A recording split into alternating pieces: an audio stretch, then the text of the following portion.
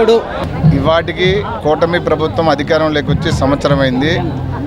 ఈ సంవత్సరంలో కనీసం ఒక కొత్త పింఛను కూడా ఇవ్వలేదు. వాళ్ళు ఏదైతే ఎలక్షన్ ముందు హామీలు ఇచ్చారో సూపర్ 6 అని చెప్పారు. ఈ సూపర్ 6 కాకుండా దాదాపు ఇంకో 100 హామీలు ఇచ్చున్నారు. ఏ ఒక్క హామీ కూడా వీళ్ళు నెరవేర్చలేదు. ప్రజలు చాలా ఇబ్బందికరంగా ఉంది.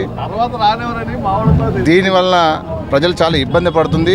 వైఎస్ఆర్ పార్టీ జగన్మోహన్ రెడ్డి గారు, వైఎస్ఆర్ పార్టీ కార్యకర్తలు, నాయకులు అందరం కూడా ప్రజల కోసం ఇవాళ మేము ఇక్కడ నిరసన ప్రదర్శిస్తున్నాం. మేము ప్రతిరోజు కూడా ప్రజల కోసమే శ్రమిస్తున్నాం. వైఎస్ఆర్ కాంగ్రెస్ పార్టీ అంటే ప్రజల కోసం నిలబడే పార్టీ. మేము ఎప్పుడు కూడా ప్రజాపక్షాన్ని నిలబడి పోరాడతామని కూడా తెలియపరుస్తున్నాం. కడపలో వరుసగా మహానాడు సభలు నిర్వహించడం జరిగింది. ఈసారి జగన్మోహన్ రెడ్డి గారికి పార్టీకి ఏమైనా మైనస్ అయ్యే అవకాశం ఉంటుందా?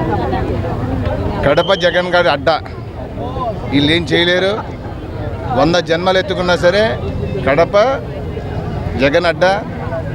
ఎందుకనంటే జగన్మోహన్ రెడ్డి గారు ముఖ్యమంత్రిగా ఉన్నప్పుడు, రాజశేఖర రెడ్డి గారు ముఖ్యమంత్రి ఉన్నప్పుడు రాయలసీమ ఎంత డెవలప్ చేశారో అక్కడ ప్రజలకు తెలుసు.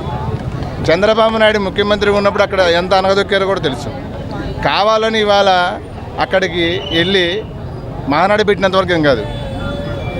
ఎందుకంటే మేక పులి తోలు కప్పుకొని పులి అని తిరిగితే అది పులి కాదు, అది మేకే. కానీ పులికి ఉండే దమ్ము పులికి ఉంటుంది.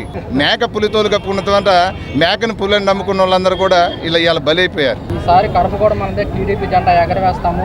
ఈ తప్ప 175కి 175 కంపల్సరీగా వైఎస్ఆర్ పార్టీ జెండా ఎగరేస్తుంది. కంపల్సరీగా వైఎస్ఆర్ పార్టీ అధికారంలోకి వస్తుంది. ఇవాళ సంవత్సరంలోనే ప్రజలందరూ కూడా చాలా ఇబ్బంది పడుతున్నారు. అమ్మఒడి లేక అక్క చెల్లెళ్ళు అందరూ ఇబ్బంది పడుతున్నారు. చేయూత లేక ఇబ్బంది పడుతున్నారు. తోడు రాక ఇబ్బంది పడుతున్నారు. ఆసరా రాక ఇబ్బంది పడుతున్నారు. జగన్మోహన్ రెడ్డి గారు ముఖ్యమంత్రిగా ఉన్నప్పుడు ఈ అక్క చెల్లెళ్ళు కూడా ఇబ్బంది పడలేదు. ఇవాళ కూటమి ప్రభుత్వం వచ్చిన తర్వాత ప్రతి ఒక్కరు కూడా ఇబ్బంది